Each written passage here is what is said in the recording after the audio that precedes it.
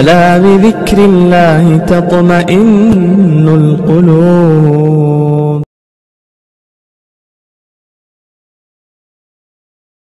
حضور اکرم صلی اللہ علیہ وسلم کا مکے کا زمانہ ہے. ایک صحابی رسول صلی اللہ علیہ وسلم جا رہے تھے. ایک بچے کو دیکھا کہ کھڑا ہوا رو رہا ہے. قریب گئے, پوچھا کہ کیوں روتے ہو؟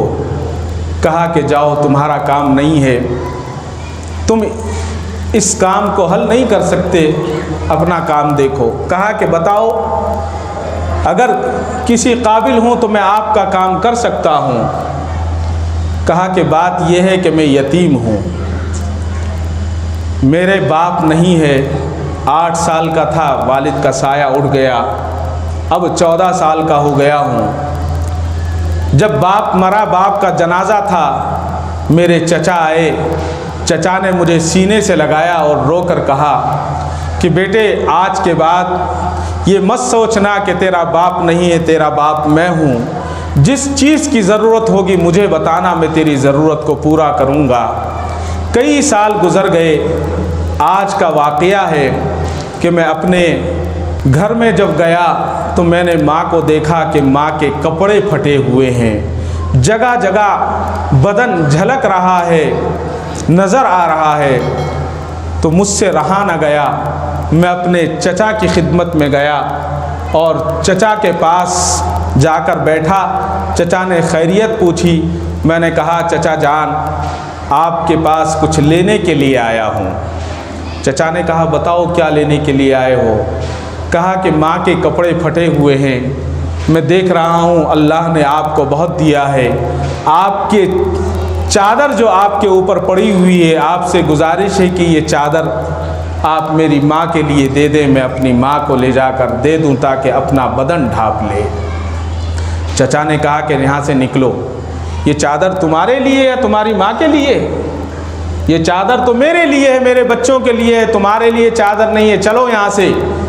وہ چچا جس نے اپنے سینے سے لگا کر وعدہ کیا تھا, وہ اپنے وعدے سے مکر گیا ہے. کوئی بڑی دولت نہیں مانگی تھی, اس نے مجھے نکال دیا, اس لیے رو رہا ہوں. صحابی نے کہا رونے کی بات نہیں ہے, تم میرے ساتھ چلو, میرے ساتھ چلو, اللہ کے نبی کی خدمت میں اللہ کے نبی کی سے درخواست کریں گے, وہ تمہیں چادر دے دیں گے. کہا کہ نہیں, وہاں نہیں جاؤں گا. کیوں نہیں جاؤ گے؟ کہا کہ میری ماں نے بتایا ہے کہ وہ پہلے اپنا کلمہ پڑھاتا ہے, اس کے بعد بات سنتا ہے. صحابی نے کہا کہ نہیں, ایسا نہیں ہے, میں اس بات کی گارنٹی لیتا ہوں کہ وہ آپ کو نہ کلمہ پڑھائیں گے نہ دعوت دیں گے, تم میرے ساتھ چلو. کہا کہ ایسے نہیں چلوں گا, ماں سے اجازت لے کر آ جاؤں. گیا, ماں سے اجازت لی اور آ کر صحابی رسول کے ساتھ حضور کی خدمت میں پہنچ گیا. ابھی خدمت میں پہنچا ہی ہے, جا کر کہتا ہے اے محمد, اگر آپ کلمے کی دعوت دو گے تو میں کلمے کی دعوت قبول نہیں کروں گا, میری بات سن لیں اور میری بات سننے کے بعد آپ میرا کام کر دے. حضور مسکرائے. حضور نے کہا کہ بیٹا بتاؤ کیا کام ہے, بتاؤ کیا کام ہے, تمہاری کیا غرض ہے؟ کہنے لگا میں یتیم ہوں, میری ماں کے کپڑے پھٹے ہوئے ہیں, میری ماں کا جسم جھلک رہا ہے, لہٰذا میں آپ کے پاس بھیک مانگنے کے لیے آیا ہوں کہ آپ میری ماں کے لیے ایک چادر مرحمت فرما دیں.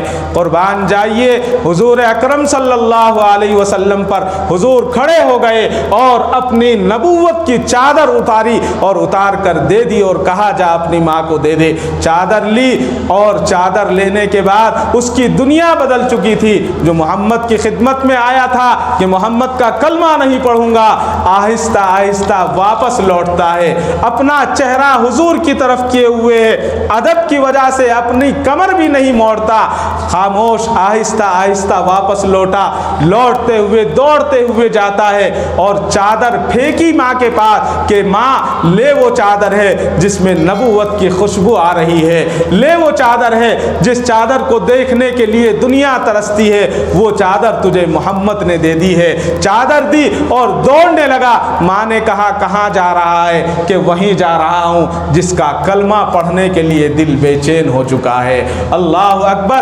جس کے اخلاق اتنا عمدہ، اس کا کلمہ کتنا عمدہ ہوگا۔ آج ہمارے اخلاق بھی گر چکے ہیں، آج ہمارے دلوں سے کلمے کی اہمیت بھی نکل چکی ہے۔ لہٰذا اگر ہمیں دنیا میں کامیابی حاصل کرنی ہے اور اخروی کامیابی حاصل کرنی ہے تو اس کے لیے ہمیں ذکر اللہ سے جڑنا ہوگا، کلام اللہ سے جڑنا ہوگا۔ اگر ہم کلام اللہ سے جڑیں گے اور ذکر و اذکار سے جڑیں گے تو ہمارے دل صاف ہو جائیں گے، ہمارے دلوں کے زنگ اتر جائیں گے، اور جب زنگ اتر جائے گا تو عبادت میں بھی مزہ آئے گا، تلاوت میں بھی مزہ آئے گا۔ اسی کو کسی بزرگ نے کہا ہے، ضربے لگا کے کلمہ طیبہ کی بار بار، ضربے لگا کے کلمہ طیبہ کی بار بار، دل پہ لگا جو زنگ ہے اس کو ہٹائیے۔ اللہ تبارک و تعالی مجھے اور آپ کو کہنے سننے سے زیادہ عمل صالح کی توفیق عطا فرمائے۔ وآخر دعوا ان الحمدللہ رب العالمین۔